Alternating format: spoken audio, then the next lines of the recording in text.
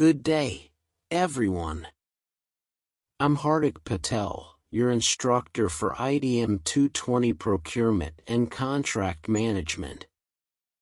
In this lecture, we'll delve into the fascinating world of procurement and contract management. These fields are vital for businesses and organizations. They spend days, weeks, and sometimes even months meticulously preparing quotations and proposals for clients. This process is a critical part of the business, as the choice of projects to bid on significantly influences the overall success and image of the company. Procurement and contract management are fundamental elements of project management. These concepts span various industries, including IT, finance, construction, event management, healthcare, and others. To grasp their importance, let's explore the core principles and processes, starting with planning for bidding. Example: imagine an IT company, XYZ Solutions, specializing in customized software development, bidding on a government contract to develop a state-of-the-art e-learning platform for a public school district. Winning this contract would not only bring substantial revenue but also enhance the company's reputation as an educational technology leader. Before we dive deeper into the intricacies of procurement and contract management, let's begin with the planning phase for bidding. This is where the journey begins, and it involves several critical steps.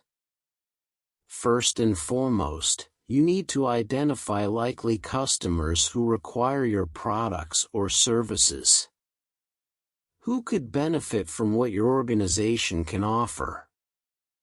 Then, there's the task of identifying tender opportunities, such as requests for proposals, RFPs, and requests for quotations, RFQs, that align with your capabilities.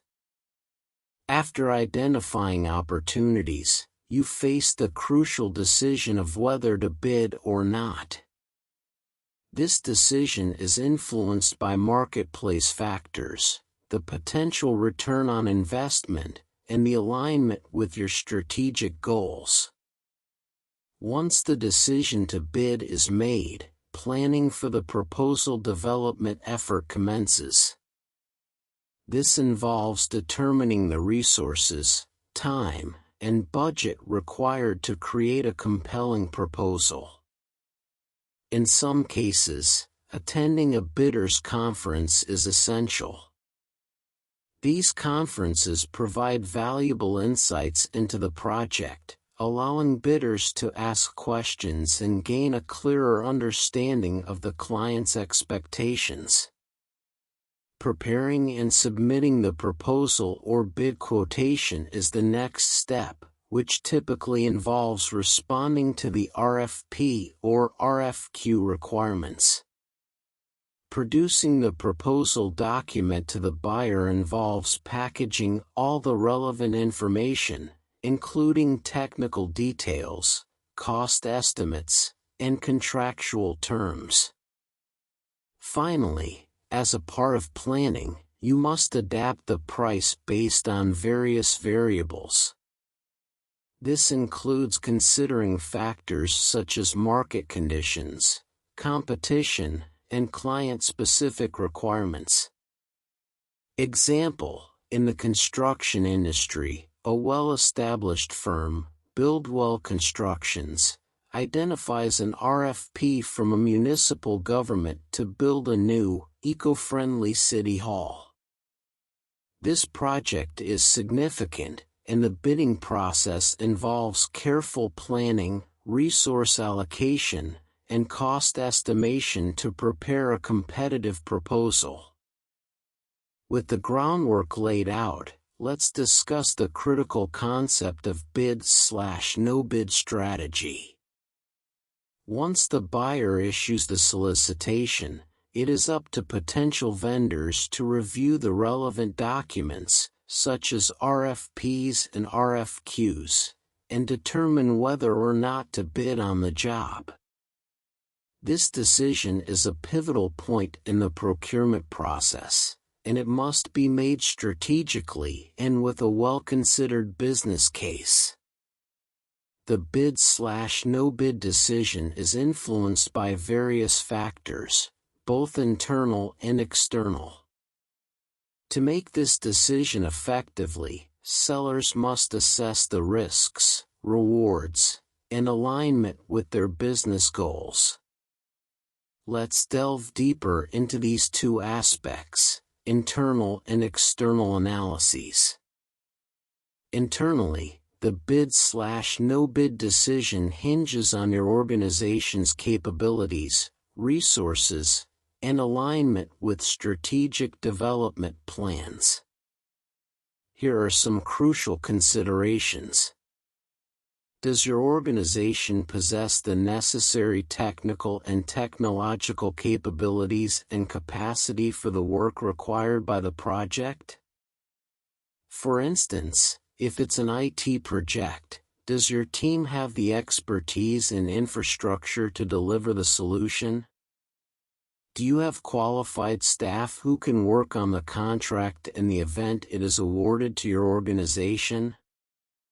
Ensuring that you have the right talent and skills is pivotal. Is the contracted work aligned with your organization's strategic development plan? A project should fit into your long-term objectives. Can the contract help your organization to build new competencies and capabilities, or even enter new markets? For instance, winning a contract in a new geographic region or industry can open up exciting opportunities. Consider whether winning the contract would enhance your organization's reputation. Public perception is important, and successful project completion contributes to a positive image. Assess your present workload and commitments. Can your organization take on this new project without overstretching its resources or compromising quality? What type of project is it? Is it a software development project, a construction project, an event management project, a healthcare project, or something else? Consider the size of the project, both in terms of budget and complexity. Larger projects may require more resources and entail higher risks.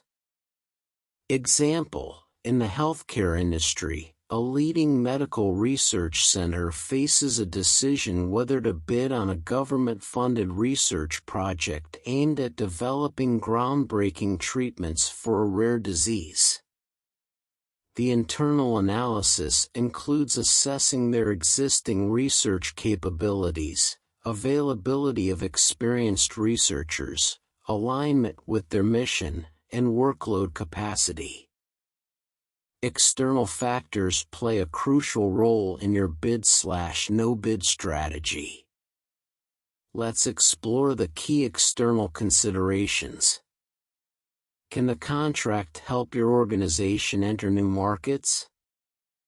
A successful bid might open doors to previously untapped geographic regions or industries. Examine who the performing organization or owner is. Do they have a reputation for fair and timely payment? Are they known for providing clear project requirements and effective communication?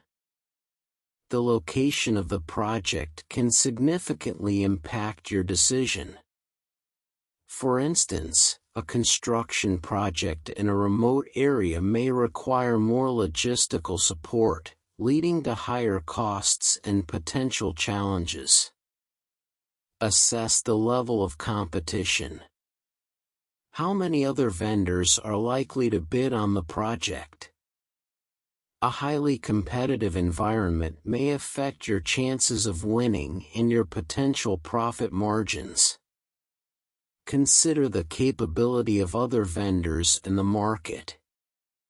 Competing against well-established, highly skilled organizations can be daunting.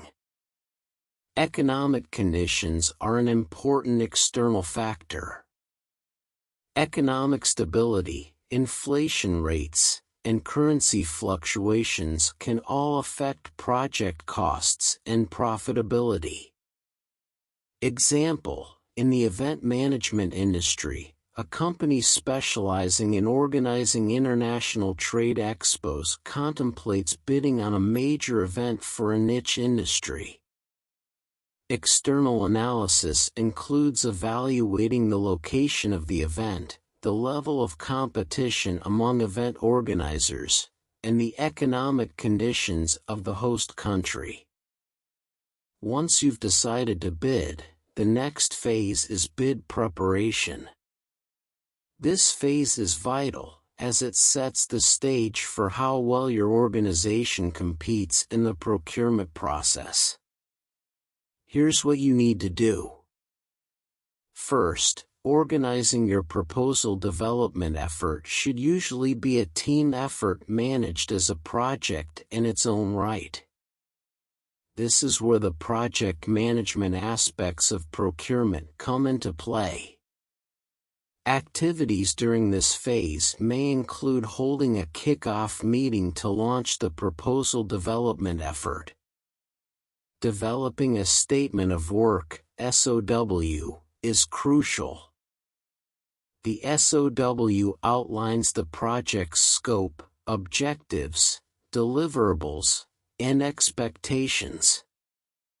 Identifying resources and assigning responsibilities to the proposal development team. This ensures that each team member knows their role in the process. Identifying and scheduling key tasks and milestones. A timeline helps keep the proposal development effort on track and ensures timely submission. Example: in the finance industry, a well-established financial consulting firm is preparing to bid on a project to conduct an extensive financial audit for a multinational corporation. Their bid preparation process involves forming a dedicated project team, defining the SOW, identifying the necessary financial experts, and setting clear milestones for the proposal development. With the bid preparation phase set up, it's time to dive into the technical part of proposal preparation. This is where you provide the client with a detailed understanding of how you intend to deliver the project. The technical part often includes the following components. Introduction and background information. Begin by introducing your organization and your understanding of the client's needs. Technical solution, approach, and methodology. Explain your technical approach, the methodologies you plan to use, and your solutions to the client's problems. Technical and engineering approach. Describe the engineering or technical aspects of the project, including any innovations or unique approaches. Candidate approach. If there are alternative approaches, present them and explain the benefits and drawbacks of each. Proposed approach. Clearly state your recommended approach and why it's the best option. Feasibility approach. Discuss the feasibility of your proposed solution, addressing potential challenges and risks. Organizational experience, capabilities, and current capacity. Highlight your organization's relevant experience, capabilities, and current capacity to deliver the project. Proposed project management team or organizational chart. Introduce the key members of your project management team and their roles. Example: in the construction industry, a prominent construction company is preparing a proposal to build a state-of-the-art eco-friendly office complex for a multinational corporation. The technical part of their proposal includes detailed architectural plans, a description of sustainable construction techniques, and the qualifications of their project management team. With the bid preparation phase set up, it's time to dive into the technical part of proposal preparation. This is where you provide the client with a detailed understanding of how you intend to deliver the project. The technical part often includes the following components. Introduction and background information.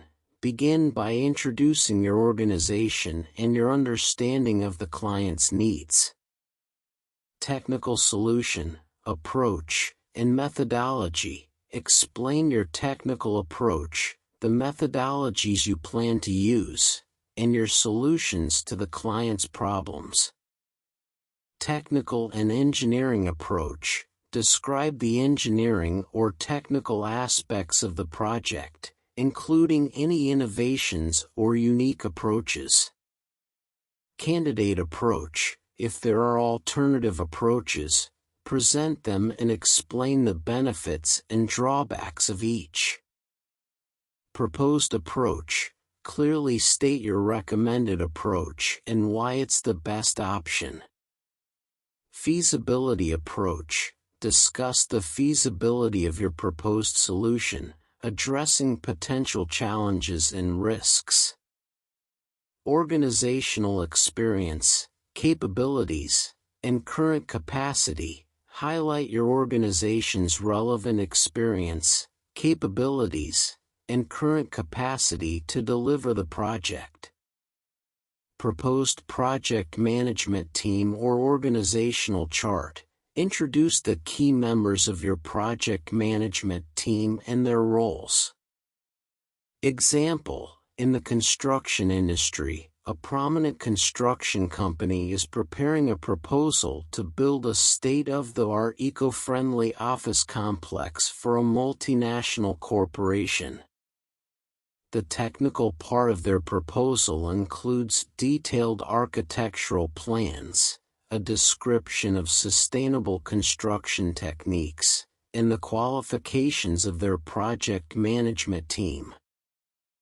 RFP versus RFQ, extensiveness and cost. RFP, request for proposal, involves a detailed, comprehensive process. It requires substantial effort, time, and resources to address the complex needs specified in the proposal. This extensive preparation tends to increase the overall cost significantly compared to a more straightforward process like an RFQ, request for quotation. RFQs are generally simpler, more specific, and therefore, less resource-intensive for vendors to respond to. Vendor bid efforts as a cost to the company. The efforts put into creating a bid for an RFP represent a significant cost to the company. This cost isn't just about the financial expenses incurred in preparing the proposal. It encompasses the time, expertise, and resources that the company invests in crafting a comprehensive and compelling bid. These resources are crucial and valuable for the company's operations. Limiting competition for strategic advantage. By strategically limiting the number of competitors in the bidding process, typically to a range of 3 to 5 strong opponents, companies can increase their chances of winning a contract. This strategy might seem counterintuitive at first glance. However, it allows the participating companies to concentrate their efforts, expertise, and resources more effectively. With fewer competitors, the chances of standing out and presenting a more compelling proposal increase, potentially making the overall investment in the bidding process more worthwhile. In summary, the extensive nature of responding to RFPs significantly increases costs for the company due to the resources allocated. However, by strategically focusing efforts and resources on a select number of competitors, the company can improve its chances of winning contracts, thereby making the investment in the bidding process more valuable. The cost part of the proposal is a critical aspect of bid preparation, especially in procurement projects. It's essential to ensure that your cost proposal is comprehensive and competitive. The work involved in responding to RFPs can be extensive and significantly costly, especially in cases where complex projects are concerned. The efforts put into the bid by the vendors can represent a significant cost to the company. Therefore, it's crucial to weigh the potential returns against the investment. Limiting the competition to only a few opponents increases their chances of winning a contract and making the investment worthwhile. Example: in the healthcare industry, a medical equipment supplier is preparing to bid on a government contract to provide state-of-the-art diagnostic equipment for a new regional hospital. Their cost proposal includes detailed pricing for equipment, installation, maintenance, and warranty services. As we navigate through the bid preparation process, it's important to understand the tasks and activities that the bid preparation team should undertake. Additionally, we need to explore the ethical considerations that should guide these tasks. Team discussions are crucial for aligning efforts and ensuring that every member understands their role in the proposal development process. Ethics play a vital role in procurement and contract management. Some common ethical concerns include bribery, corruption, coercion, extortion, favoritism, and illegal sourcing, among others. Example: in the IT industry, a software development company is preparing to bid on a project to create a secure e-commerce platform for a large retail chain. During the bid preparation, the team holds extensive discussions to define technical solutions, cost estimates, and project timelines. They emphasize the importance of ethical practices to maintain their reputation and win contracts. The ethics during bid phase involves a range of principles and practices that are crucial for maintaining fairness, transparency, and integrity in the process of bidding for contracts or projects. Here's an explanation of the key ethical considerations. Bribery: offering, giving, receiving, or soliciting anything of value to influence the actions of an individual in a position of power. In the bidding phase, this could involve attempting to sway decision-makers by providing something in exchange for unfair advantage. Corruption: dishonest or fraudulent conduct by those in power, often involving the abuse of entrusted power for personal gain. Corrupt practices during the bid phase could involve manipulating the process for personal or organizational benefit. Coercion: using force or threats to influence decision-making. This could involve pressuring or intimidating parties involved in the bid phase to act in a certain way, compromising the fairness of the process. Extortion, coercive practices involving threats or intimidation for personal gain. In the bidding context, this might involve demanding payments or favors under duress to secure a contract. Favoritism, showing unfair partiality toward a particular bidder or individual involved in the bidding process. It involves providing preferential treatment without valid reasons, thereby compromising the fairness of the selection process. Illegal sourcing, engaging in sourcing practices that violate laws or regulations. This could involve obtaining goods or services through illegal means or violating trade and procurement laws during the bidding process.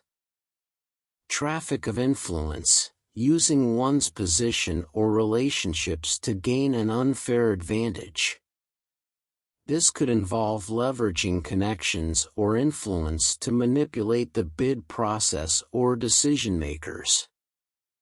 Unfair competition, engaging in practices that are unethical or against the rules of fair competition. This could involve sabotaging competitors, spreading false information, or engaging in deceptive tactics to gain an advantage. Partnerships, while partnerships are not inherently unethical, if formed improperly or with the intent to manipulate the bid process unfairly, they can raise ethical concerns. Conflict of interest, situations where an individual or entity has competing interests that could make it difficult to fulfill their duties fairly and impartially. In the bid phase, this could involve a conflict between personal interests and the duty to act in the best interest of the bidding process. Maintaining ethical standards during the bid phase is crucial for upholding fairness, fostering trust among stakeholders, and ensuring that the selection process is based on merit and legitimate criteria rather than underhanded or biased practices. Understanding the impacts of unethical procurement practices is essential to appreciate the significance of ethical conduct. Unethical practices can lead to various negative consequences, such as inefficiency in the procurement processes. Unethical behavior can lead to delays, disputes, and inefficiencies in project execution. A tarnished company reputation. Engaging in unethical practices can harm a company's image and make it less appealing to clients and partners. Damage to public relations. Negative news regarding unethical behavior can affect an organization's standing in the eyes of the public and stakeholders. Example: in the finance industry, a prominent investment bank faced legal consequences and reputational damage due to unethical procurement practices, including bribery and insider trading. These actions led to regulatory penalties and a loss of trust among clients, resulting in a significant financial impact and a damaged reputation. Preventing unethical procurement practices is crucial for maintaining a company's integrity and reputation. There are several steps and strategies to ensure ethical conduct. Establish a clear code of ethics and a code of conduct that guides the behavior of employees and stakeholders. Create and communicate transparent procurement policies that emphasize ethical behavior and compliance. Conduct regular audits of procurement activities to identify any irregularities and address them promptly. Consider the establishment of an Office of the Ombudsman to provide a confidential channel for employees to report unethical behavior or concerns. Provide training and awareness programs to educate employees and stakeholders about ethical guidelines and the consequences of unethical behavior.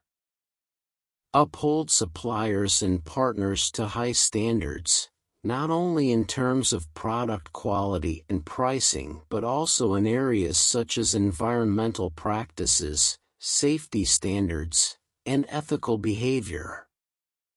Example: in the construction industry, a well-known construction company emphasizes ethical conduct in procurement by having a robust code of ethics in place.